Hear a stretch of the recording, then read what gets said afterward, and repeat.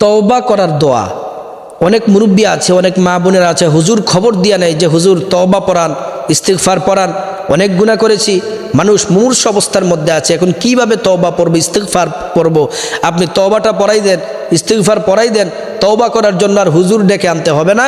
আপনি যদি এই দোয়াটা যদি পড়তে পারেন, আল্লাহ তাআলা জীবনের সমস্ত গুনাহগুলো আল্লাহ তাআলা মাফ করে দিবেন। রব্বিগফিরলি ওয়া তুব আলাইয়া ইন্নাকা আনতাত তাওয়াবুল গফুর।